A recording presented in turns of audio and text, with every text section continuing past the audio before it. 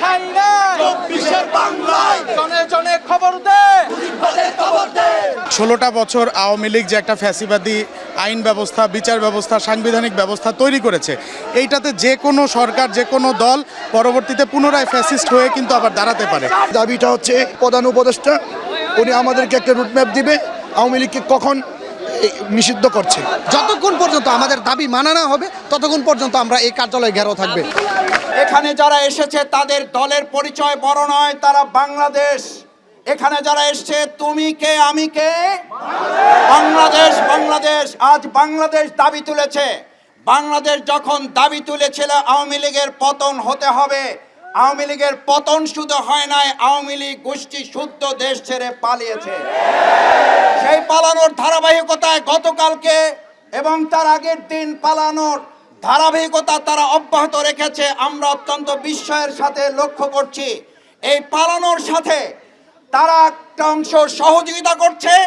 আর আজ এখানে যখন আওয়ামী লীগ নিষিদ্ধের দাবি উঠেছে, কেউ কেউ এই গণতান্ত্রিক আন্দোলনকে দমিয়ে দেওয়ার জন্য ডানে বামে থেকে এখনো আমাদেরকে আটকে দেওয়ার অপচেষ্টা চালাচ্ছেন। এটা ভালো লক্ষণ নয়, এটা ভালো লক্ষণ নয়।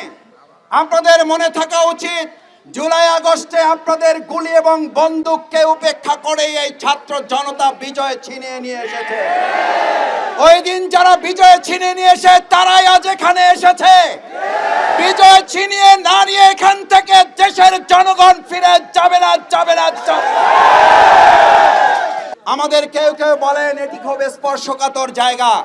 আমি আমার ভাই বোনদের কাছে জিজ্ঞেস করতে চাই, এই যমুনার জায়গাটি যেমন স্পর্শকাতর, আমাদের বাংলাদেশের প্রত্যেকটি নাগরিককে স্পর্শকাতর না তারা স্বাভাবিক জীবন? প্রত্যেকটি মানুষ স্পর্শকাতর। মানুষের জীবনকে অনিরাপদ করে শুধু একটা ভবনকে নিরাপদ করা যথাযথ নয়। এজন্য অন্তর্বর্তীকালীন সরকার তৈরি করা হয় নাই। এটা ফ্যাসিস্ট সরকারের দায়িত্ব ছিল কোন একটা ভবন পাহারা দিয়ে গোটা দেশকে অনিরাপদ করে ফেলা। আওয়ামী লীগকে নিষিদ্ধ করে বাংলাদেশের জনগণের দাবি বাস্তবায়ন করবেন। মাঝখানে যুবলীগ, স্বেচ্ছাসেবক লীগ আর এই সমস্ত ডালপালা কাটার ষড়যন্ত্র করে আমাদের এই ছাত্র জনতাকে আর ঘরে ফিরিয়ে দিতে পারবেন না। নতুন আর কোনো প্রহসন করার প্রয়োজন নাই। প্রহসনের জন্য 8 মাস সময় এনাফ ইজ এনাফ।